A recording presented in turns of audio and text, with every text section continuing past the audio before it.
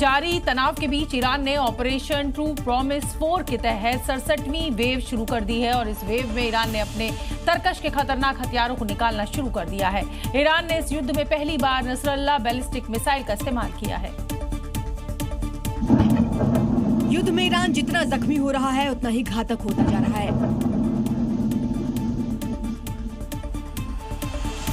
America Israel के हमलों के जवाब में अपने विध्वंसक हथियारों से प्रहार कर रहा है। अब ईरान ने बारूदी तबाही मचाने के लिए नसरल्ला मिसाइल का इस्तेमाल किया। दावा यह है कि ईरान ने ऑपरेशन ट्रू प्रॉमिस 4 की 65वीं वेव में हाइफा और अशदोद की तेल रिफाइनरियों को नसरल्ला मिसाइल से टारगेट किया। नसरल्ला मिसाइल को तबाही का दूसरा नाम कहा जाता है क्योंकि ईरान की एक आधुनिक और सटीक मार करने वाली मिसाइल है। हिजबुल्लाह नेता हसन नसरल्लाह के नाम पर इसका नाम रखा गया है।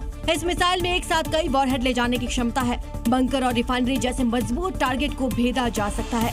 इसकी रेंज 1500 से 2000 किलोमीटर तक होती है। इससे ईरान से इजराइल और मिडिल ईस्ट में अमेरिकी ठिकानों तक आसानी से हमला मुमकिन है। बैलिस्टिक मिसाइल होने के कारण स्पीड बहुत तेज है, जिसके कारण एयर डिफेंस सिस्टम को चकमा देने में ये माहिर है। हाइफा रिफाइनरियों पर नसरल्ला मिसाइल का वार बताता है कि अब ईरान रुकने वाला नहीं है। इजराइल ने जो शुरू किया, अब ईरान इसे भयंकर अंजाम तक ले जा रहा है।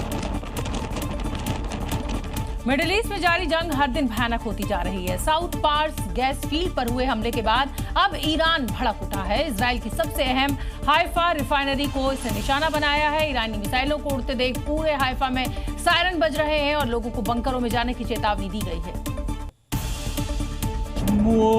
ईरान की ओर से दागी गई मिसाइल और क्लस्टर बम की बैक टू बैक 3 लहरों ने पूरे इजराइल में कोहराम मचा दिया है। अटैक के बाद हाइफा में इजराइल की सबसे बड़ी बाजन ओनियल रिफाइनरी में भीषण आग लग गई है और इस दौरान हुए धमाके से पास के कई इलाके थर्रा उठे, जिसके बाद भीषण आग की लपटें आसमान में कई फीट ऊपर तक उठती हुई दिखाई दी। हमले के बाद लगी आग इतनी तेज थी कि आसमान में उठता काले धुएं का गुब्बार कई इलाकों में छा गया। साथ ही साथ इसके चलते बिजली सप्लाई भी बाधित कर दी गई।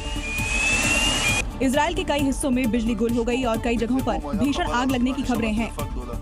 बीती रात हुए इन हमलों के कारण रिहायशी इलाकों में भी अफरा तफरी मच गई। ईरान ने नॉर्थ इजराइल को टारगेट करके कई मिसाइलें दागी, जिसे इजराइल के एयर डिफेंस सिस्टम ने नाकाम कर दिया। लेकिन मिसाइलों का मलबा इजराइल के रिहायशी इलाकों में गिर रहा है, जिससे नॉर्थ इजराइल में काफी नुकसान हो रहा है। बदले की आग में धधक रहा ईरान अपने खतरनाक हथियारों का अब इस्तेमाल कर रहा है। इजराइल के हाइफा में बारूदी तबाही मचा रहा है। ईरान ने खुर्रम शहर मल्टी हेडेड मिसाइल से हमला कर हाइफा को धुआं कर दिया। इजराइल के आसमान में ईरान की मिसाइलें गरज रही हैं। जिन इलाकों में भी आग बरसती है, मिसाइलें गिर रही हैं, उसे खंडहर बना रही हैं।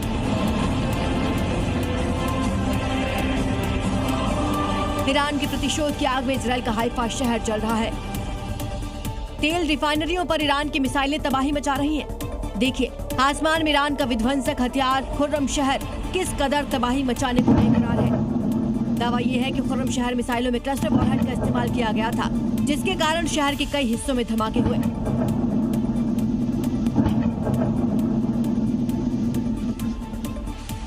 खुर्रम शहर ईरान की वो विनाशक बैलिस्टिक मिसाइल है जो परमाणु हथियार ले जाने में सक्षम हो सकती है। ईरान ने खुर्रम शहर मिसाइल से हाइफा के महत्वपूर्ण बुनियादी ढांचे को टारगेट किया है। ईरान के इस घातक हथियार खुर्रम शहर मिसाइल 4 को खैबर भी कहा जाता है। इसकी मारक क्षमता करीब 2000 किलोमीटर है। ये मिसाइल 2 टन तक का भारी विस्फोटक ले जाने में सक्षम है। इसकी अधिकतम स्पीड करीब 20,000 किलोमीटर प्रति घंटा है। यही वजह है कि हाइफा में इजरायली रडार सिस्टम खुर्रम शहर का पता लगाने में नाकाम रहा और इन मिसाइलों ने हाइफा में तबाही मचाकर रख दी। और चलिए अब आपको बताते हैं कि ईरान की मिसाइलों का टारगेट हाइफा क्यों है। क्योंकि यहाँ इजराइल की सबसे बड़ी रिफाइनरी है, जिसे इजराइल की ईंधन आपूर्ति का हब माना जाता है, जो इजराइल की 50 से 60% ईंधन जरूरतों को पूरा करती है। इसकी रिफाइनिंग क्षमता 1,97,000 बैरल प्रतिदिन है। यहाँ पेट्रोकेमिकल्स का भी उत्पादन होता है। हाइफा बंदरगाह के पास होने से इसका रणनीतिक महत्व भी काफी है। यह इजराइल के औद्योगिक और रक्षा बुनियादी ढांचे का एक महत्वपूर्ण हिस्सा है। मिडिल ईस्ट में युद्ध अब अपने सबसे खतरनाक मोड़ पर पहुंच चुका है। ईरान ने इजराइल के दिल तेल अवीव पर एक के बाद एक कई लहरों में बैलिस्टिक मिसाइल्स की बौछार कर दी है। ईरान ने पिछले 24 से 48 घंटों में इजरायल पर मिसाइलों की कई नई लहरें दागी हैं और इस बार निशाना फिर से तेल अवीव का दिल रहा। रिहायशी इलाकों, एयरपोर्ट के आसपास और सड़कों पर मिसाइलों के टुकड़े बरसे। इजरायली एयर डिफेंस सिस्टम ने ज्यादातर मिसाइलों को रोका, लेकिन कुछ मिसाइलों के क्लस्टर, वॉरहेड्स और डेब्री ने जमीन पर तबाही मचाई। हमलों के बाद तेल अवीव में आंशिक ब्लैकआउट की स्थिति पैदा हो गई, जिससे बचाव और राहत कार्यों में दिक्कतें आईं और स्थानीय प्रशासन के लिए हालात संभालना चुनौतीपूर्ण हो गया।